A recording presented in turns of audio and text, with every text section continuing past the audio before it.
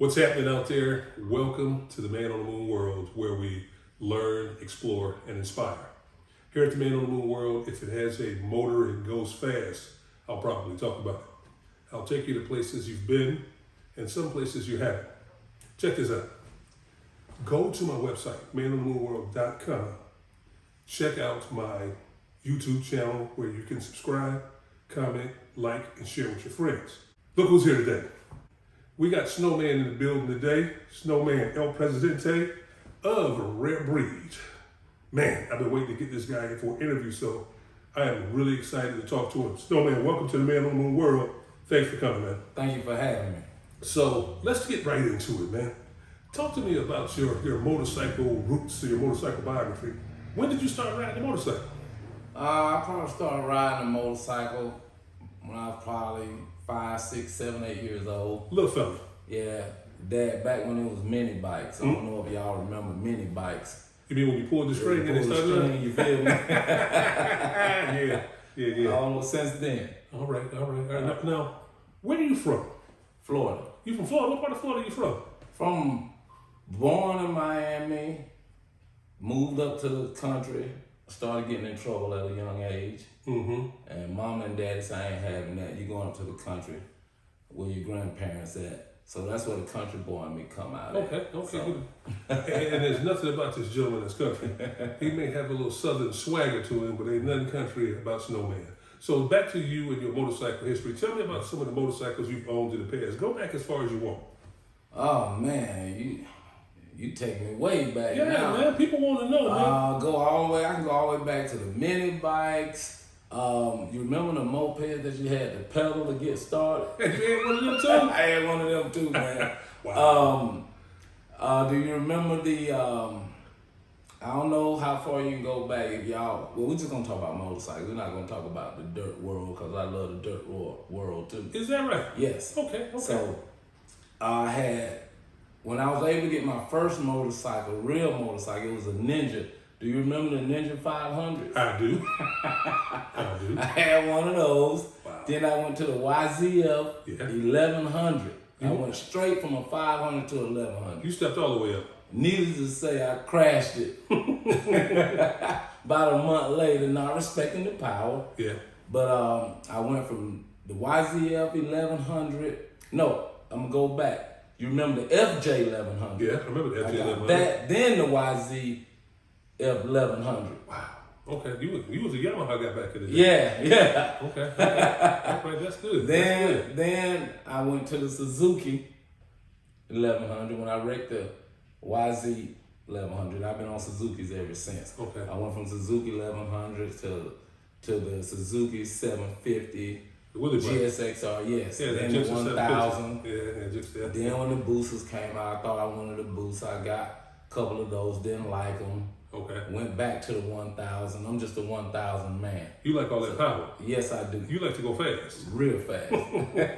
Now let me ask you this, going back to when you got started riding motorcycles, who was a influencer? Who got you started riding motorcycles? Well, my dad got me to ride motorcycles. He's the first one. He put me on motorcycles because he's a motorcycle person too. Okay. And just everybody really inspired me. It just does something to me to see everybody riding, whether you're young, old, middle age, or whatever. It just keeps the fire in me going just to see people riding. So I would say everybody that love motorcycles keep me inspired. Oh, others inspire you through their riding. That's good. That's real good.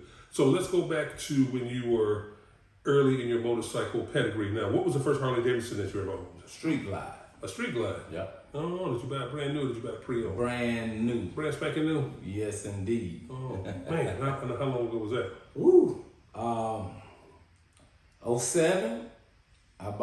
In 07, I bought an 08 Street Glide. Okay. Mm-hmm. All right. How'd you like the Street Glide back then? That was one of the first motorcycles that you could actually have a radio on. Right. I love it, man. I got road glides now, but my first love is Street Glide. Your first love is the Street Glide? Yeah. So those are the listeners and viewers out there who don't know about Snowman. This guy is a urban legend here on the Atlanta bike set.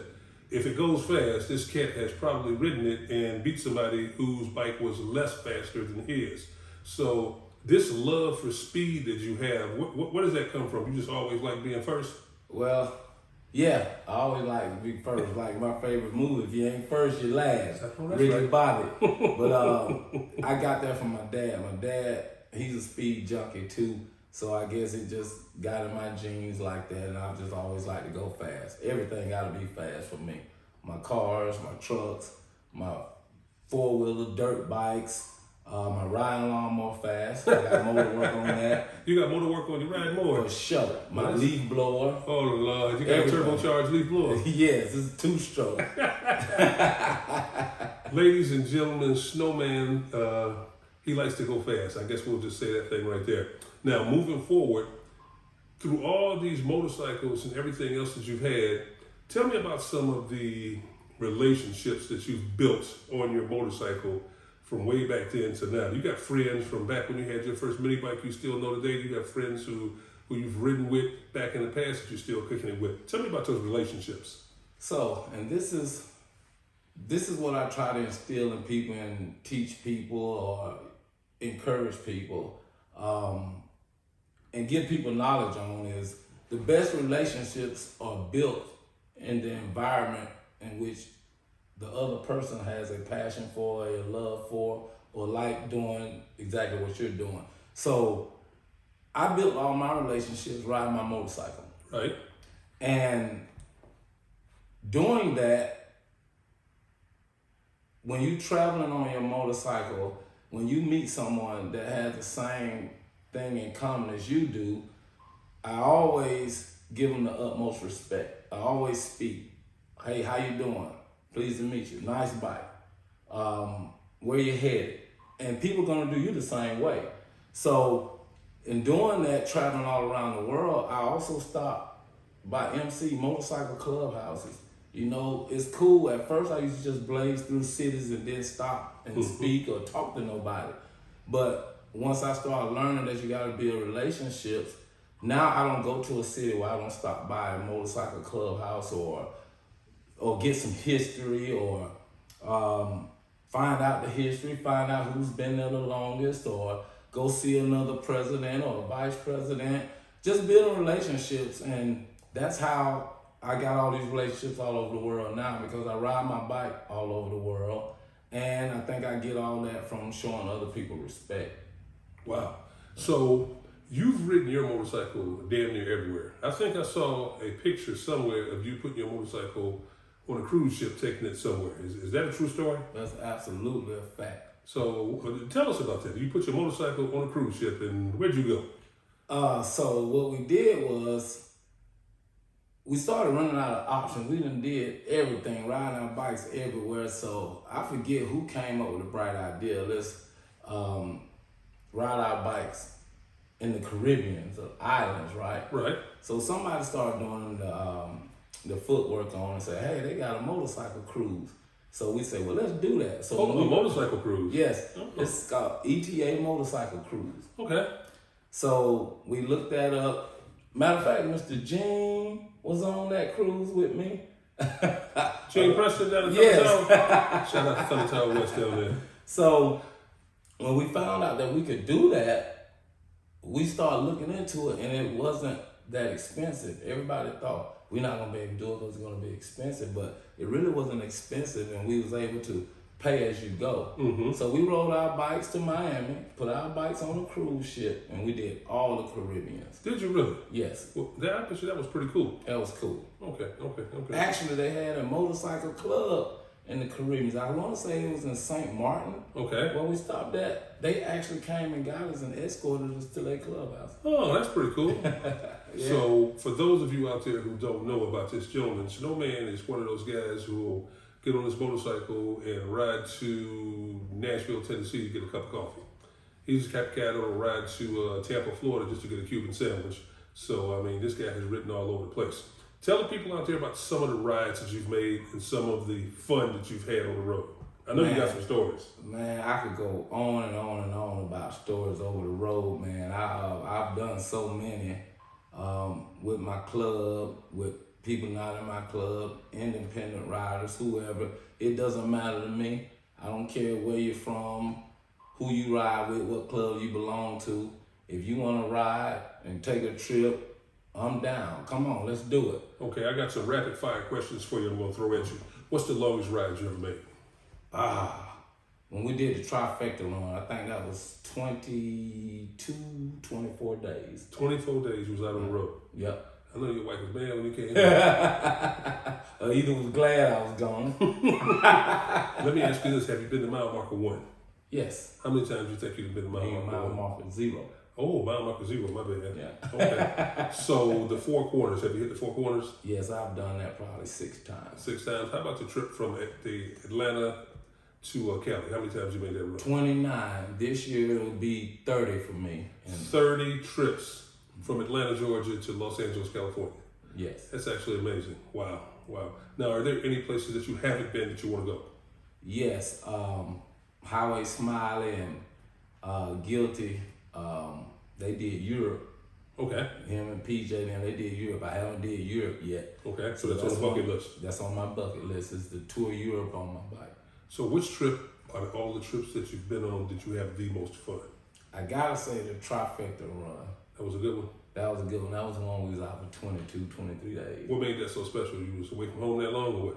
No, Don't get yourself in trouble now.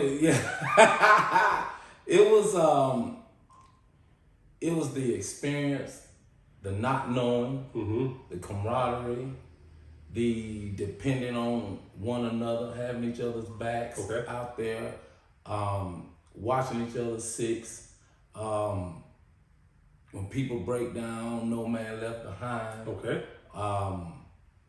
It's just a bond that is hard to explain when you are out there doing these thousands and thousands of miles. Whether you like a person or don't, by the time you 5,000 miles in, you love them. I've always said that friendships and the relationships that we're speaking of are forged on the road. Absolutely. I mean, you got to get out on that slab to get that bond, and once you come back, that's a bond that's never broken. And think about it. The beautiful thing about the motorcycle, it brings us together, and it gets the hatred out your heart. Because if you and I on a trip, you and I might not disagree with something at this gas stop. We can argue like hell. But once you put them helmets on, you can't argue. That's right. And by the time we get to the next gas stop, we don't forgot about that. Forgot about what you was mad about. So what I'm gonna say is, hey, I'm going to the store. You need a Coke, Gatorade, whatever, and it's still fuck you. You know what I'm saying? In my case, it's gonna be I'm in a Bud Light. Yeah, right. Give me a trip that you just was the most miserable trip that you ever went on. Oh my God, from Seattle to LA is the most miserable trip for me. That from Seattle to LA, for whatever reason, kicks my ass. Did it rain? Yeah, you know it's always raining in Seattle. Yeah. It's always raining up there. But coming down Mount Shasta is the most beautiful thing in the world. So y'all gotta do Mount Shasta. Ain't no guardrails, so pay attention to what you're doing. If you go off the road, you'll never be seen again. Oh Lord, but that was a miserable run right there. Yeah. Okay, now let's go here. How fast have you gotten from Atlanta to Los Angeles, California? Well, my best time was 40 hours. 40 hours. That's less than 2 days. Wow, that's riding hard. That's like gasoline going. Yes, sir. Wow. Okay, Now that was miserable. So that was one of my most miserable rides. What was your most? Now we had fun. We had miserable. What was the ride that you went on that gave you the most joy as a biker? What gave me the most joy as a biker, I would say, the first time a crew of people went with me to California. Okay. 'Cause I did it for so long by myself, and everybody was saying you was crazy for doing it. Then finally, when people were like, hey, I want to do it, I want to try it, and we did it, that was my most joy. Okay. I want to say it was rest in peace, Big Cheese, PJ from Diamond Clusters, Ice Angel. It was a few. It was a lot of us. Baldhead. It was a lot of us. So you escorted everyone out there. Yep. I don't know about the word escort because I've seen this gentleman ride before. So look here, keep up. Hey, Snowman from Rare Breed here joining the Man on the Moon world here. Let's take a quick break and we'll be right back. And before we left, our guest, Snowman Reb Reed, El Jefe, we were talking about his endeavors riding motorcycles. So moving forward, man, I got a question for you. Now, I like to talk about the motorcycle set. And to me, the motorcycle set is a place where motorcycle riders congregate, fellowship, and they just kind of get down. The motorcycle set to me has no gender relationship, no affiliation. Anything can happen on the set. You can learn about your motorcycle. You can figure out when you're racing. But the thing about the motorcycle set that I love so much is where we bond. So with that being said, talk to me about the motorcycle set. What do you see? The motorcycle set has evolved over the years. I've been doing this for a little over 25 years now. 25? You telling your age? Yes, I am. I love the motorcycle set.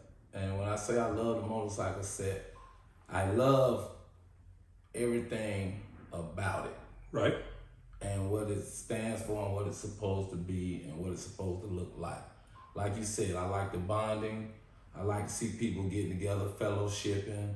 I like to see people getting together in love, harmony, all that stuff.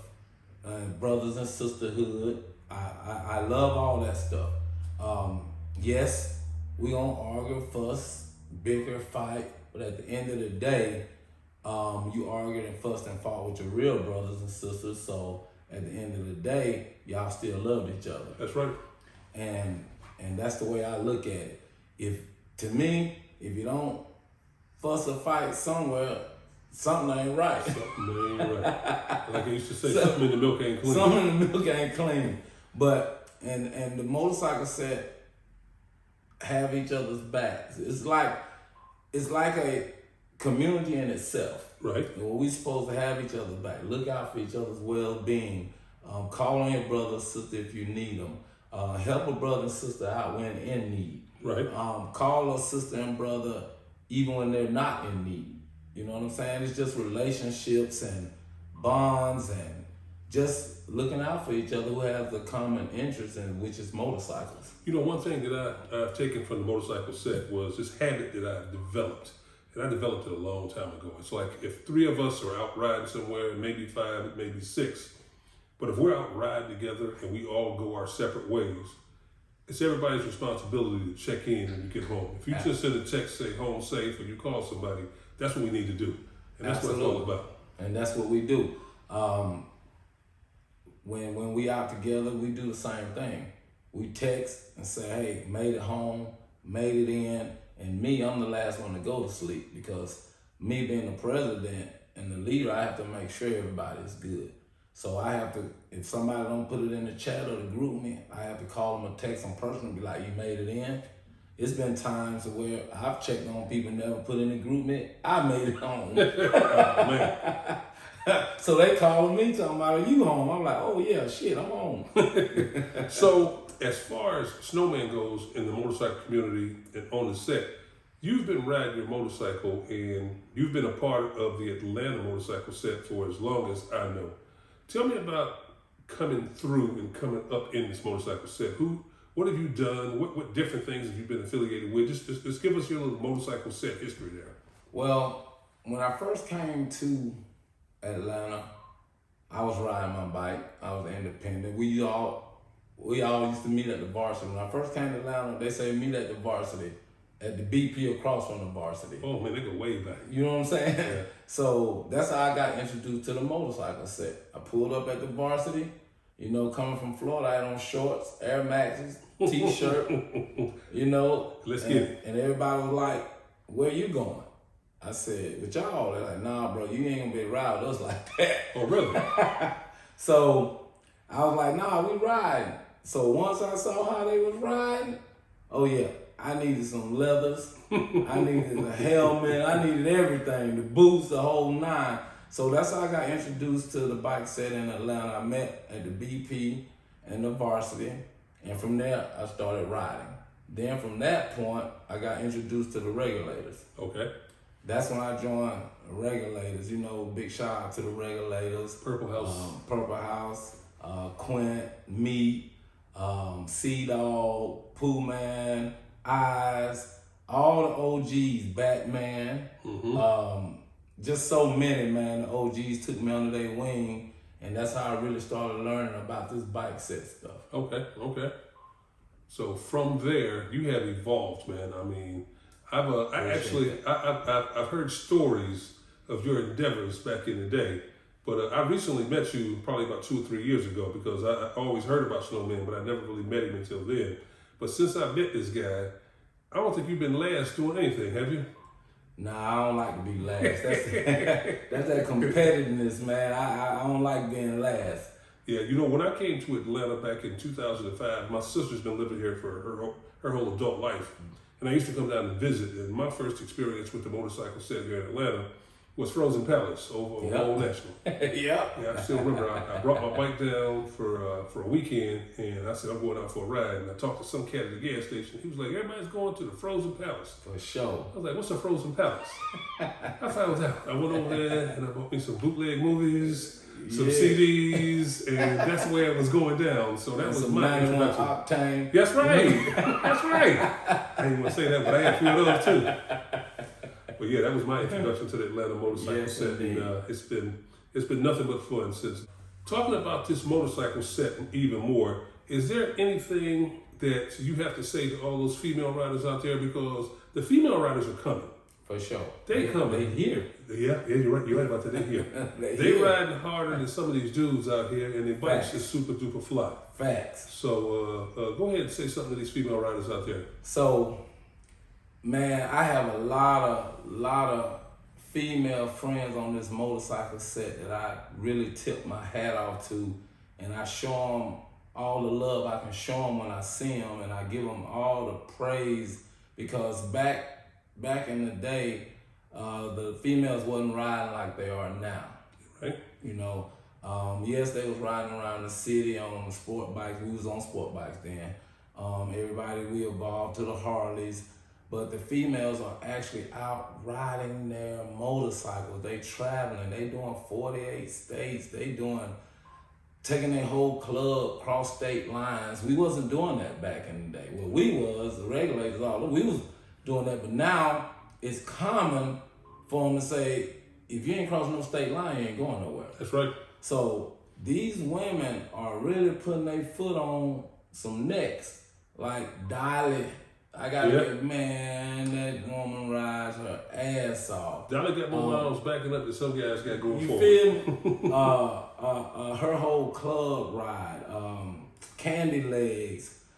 She stay on the road. Yeah, you got Rare Jewels. They stay gone. You got Keisha Dixon. She rides her motorcycle. You got, there's just so many women, and they fly. Yeah. You got Sapphire. She stay on the road. Man, her and Cincy, they've been across the country with me. Yeah.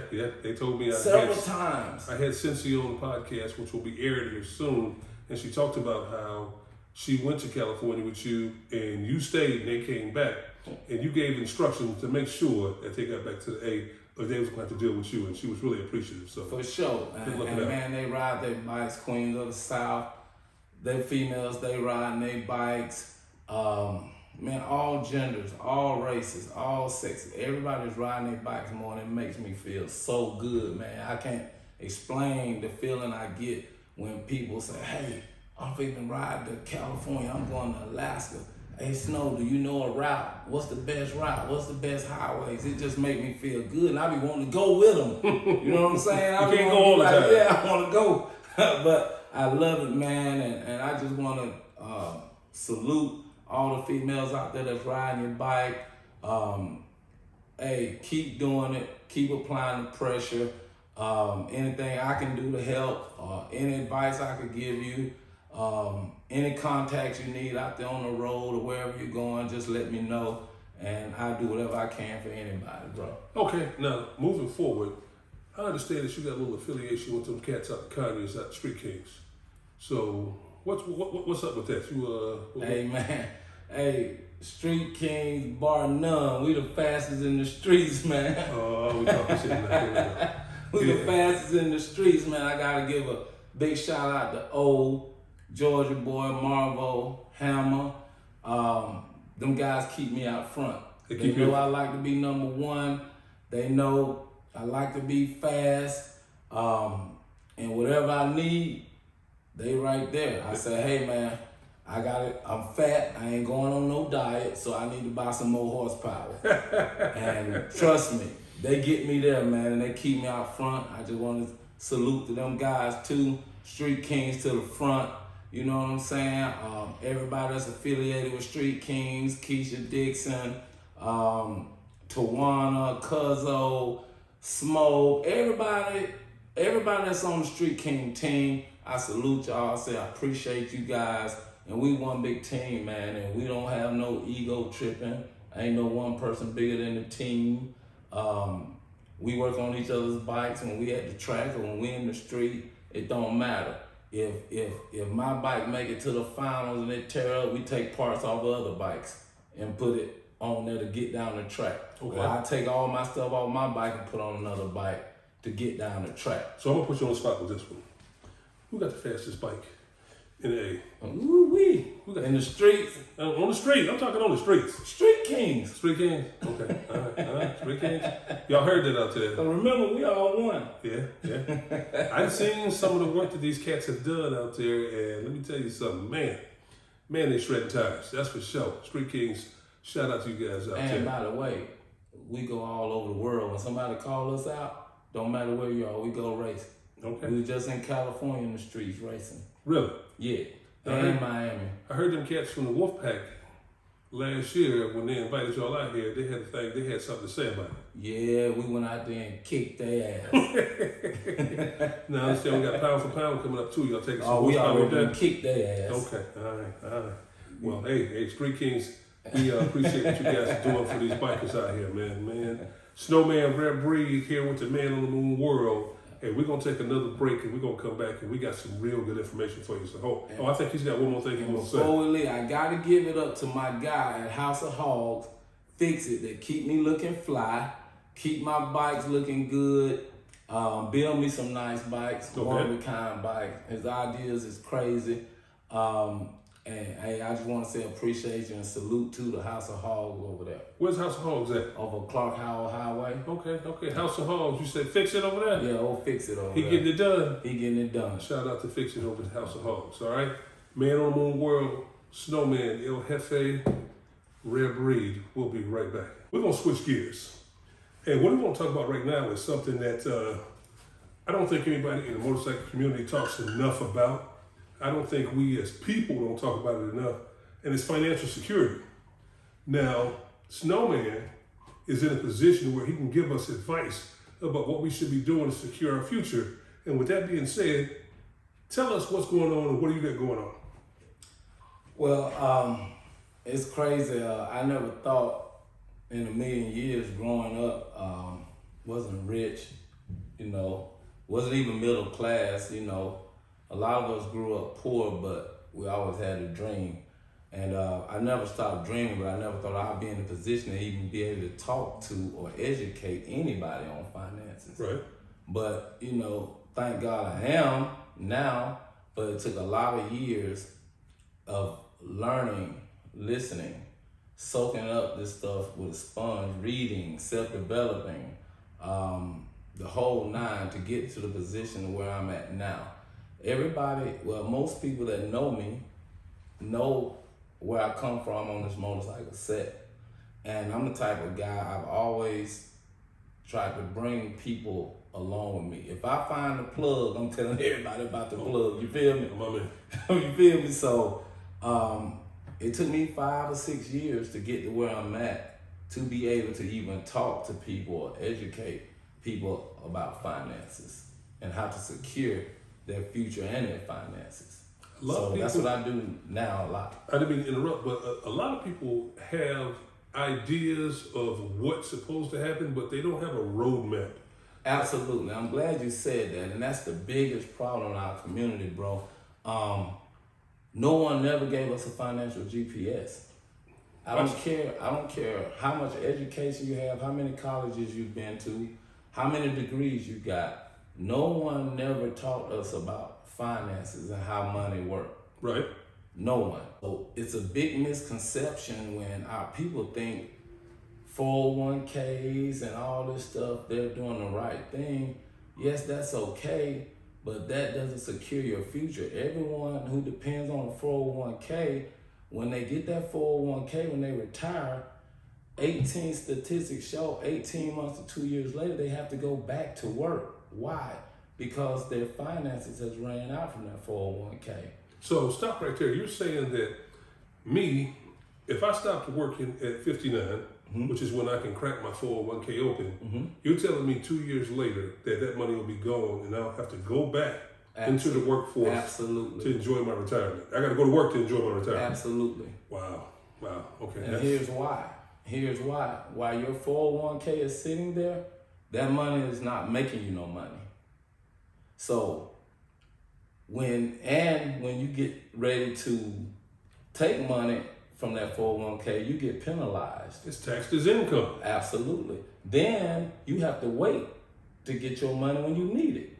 See, with my company, when you put your money in the proper investment vehicle, you can get your money 24 to 48 hours when you need it. Really? Yes. And it also grows at a 6 to 8% interest rate. So stop right there and go back. And you said with your company, give us some insight on what you do in your company. So here's what we do. We teach people how money works. Who is we? Primarily. Okay. So what we do is show people the theory of decreasing responsibility. So you should, in your early years, you need a lot of insurance. Right? In your later years, you don't need a lot of insurance. You only need insurance in your younger years because you got higher debt. See, in your later years, your kids and all that stuff going to college, house probably paid off, cars probably paid off. You don't need a lot of life insurance. Your risk are lessened. Yes, so people get it twisted, but life insurance is really income replacement. That's in place in case if you're the breadwinner, if something happens to you, then what happens to your family and your kids? When you leave, your income leaves. Right. So why not protect that? So I always teach people and show people, if you make $100,000 a year, you need to at least have $300,000 worth of coverage in the event that something may happen to you. You see what I'm saying? Because that lifestyle still has to carry on for your wife, kids, or whatever the case may be. House bills, car bill, all that stuff still coming in regardless. So let me drill down on that. You're saying that as younger adults, we have more expenses. So it's important when you're young, absolutely, to invest in life insurance because it will cover your income in case, God forbid, something happens. Absolutely. As you get older and your risk, debt, everything else lessens, you don't need as much.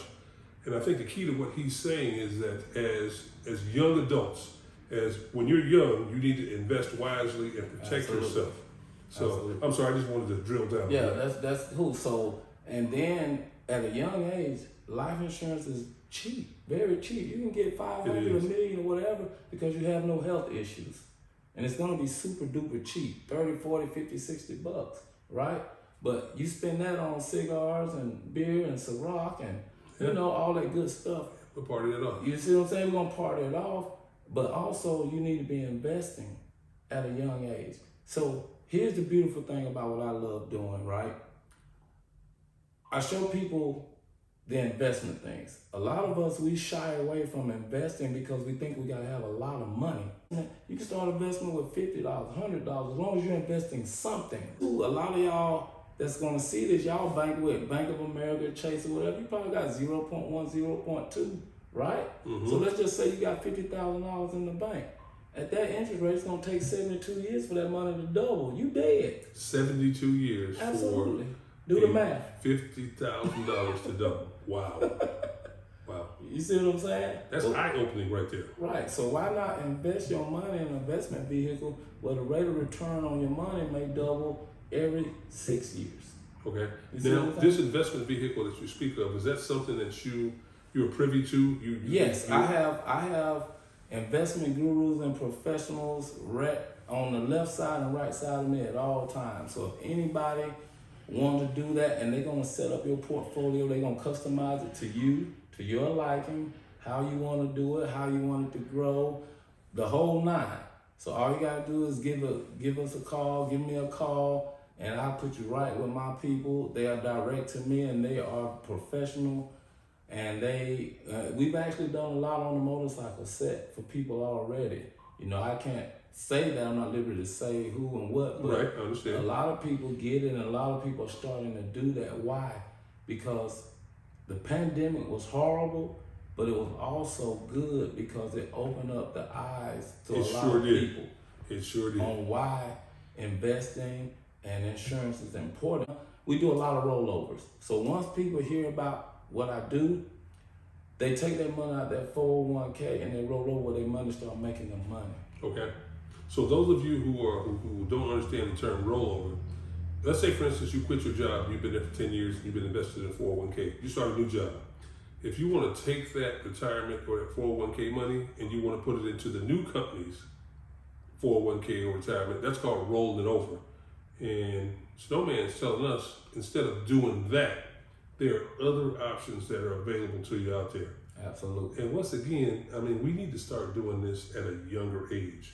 We shouldn't be in our early 40s or late 30s talking about investing. This is something we need to be doing in our 20s. Yes. While we're blowing money, you can take $100 instead of popping that bottle. You can use that to invest it in something. So I mean, this is good stuff, man. This is real good stuff.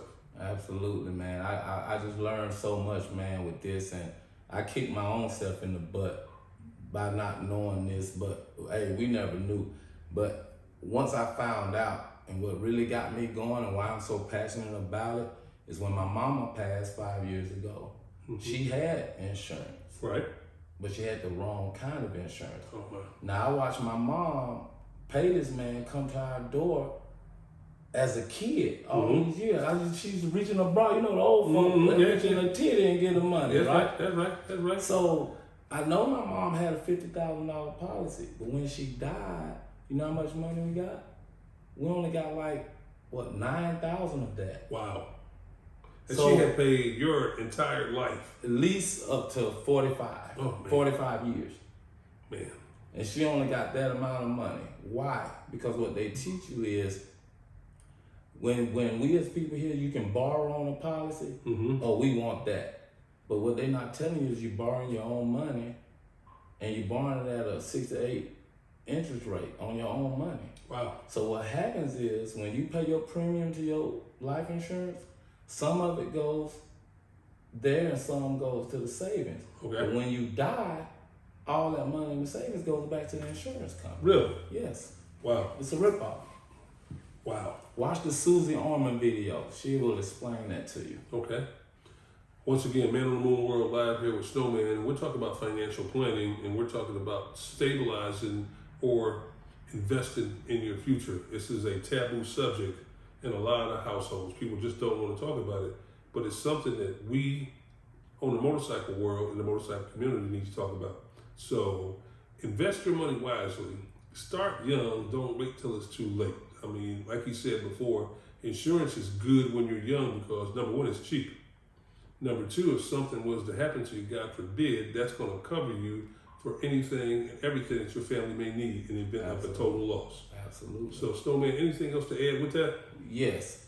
Always know that you, whether it's he or she, is very important. Nothing is more valuable than you. So you insure cell phones, you insure your cars, you insure all the stuff that really, really don't matter. Oh, slow down. Say that again. But, wow, yeah, that was powerful. You insure all the stuff that really don't matter, but you're the most valuable person. I like to say the most valuable player in your family and in your future. So why not protect yourself and protect your income and protect the ones that you love? No, it don't bring you back, but it leaves your family in a better position. You know, when someone passes, it's horrible that you never get to grieve. Why? Because you got to go back to work 2 days later. What if that person ain't able to go back to work 2 or 3 days later? Then they fired. They still in a worse position. But if you left something in place, if they want to grieve a month, 2 months, 3 months, or probably never ever even go back to the job, they can do that. So I'm strong on that. You know, I just don't believe in the GoFundMe's and all that shit no more, because now we gotta start being responsible out here on these bikes. And I would be totally embarrassed if I got all these fast bikes and something happened to me and Man on the Moon World said, hey, we gotta do a fish fry or whatever for Snowman. That ain't cool. Yeah, yeah. And at the end of the day, if y'all wanna keep it all the way 100, it's nobody's responsibility to make sure you get put in the ground and put away but yours anyway. But as a motorcycle set in the community, and as we always look out for each other anyway, that's a given. This is the love that we're This showing. is the love that we're showing. But at the end of the day, it's not the motorcycle community responsibility. Love hurts. I'm just keeping it 100. Yeah, yeah. So if anybody wants more information about insurance, investments, or what have you, how can they contact Just you? give me a call. Okay. Give me a call at 404-860-3897. If I don't answer, just send me a text. I'll text you back or I'll call you back, either way. But just give me a call. I mean, you know, y'all know I'm just like y'all. I ain't no better than y'all. I just got some information that I want my people to have. Just like I got the information, I want my people to have that information. You know what I mean? I'm not the one to hold back. No, I ain't giving no. Y'all need to know this stuff just like I know it. So all my people will be in a better position. Which is what we're missing in our community right now, is the pouring or the sharing of information that not only lifts us up, but lifts up the guy next to you, the woman Absolutely. next to you. So we got to help each other out. Absolutely. Man on the Moon World here with Snowman from Rare Breed, and we've got some good financial information that we're kicking out to you right now. And again, if you've got any questions that you want answered, or if there's something that's on your mind or bothering you, pick up the phone, give Snowman a call, Man on the Moon World. You can hit me at my website, and we can do our best to try to steer you in a direction or answer any questions that you may have. Absolutely. Wrapping this thing up, man, you got anything else you want to talk to the people about out there? Man, I just want to say to the people, do what you love, keep doing it, have fun, smile, love on your people, hug your people. You know, if there's any hatred in your heart or animosity, you know, hey, we all grown now. We can talk about it. You know what I'm saying? A simple phone call, simple text. So we got to get closer than close. Right? Especially during these times.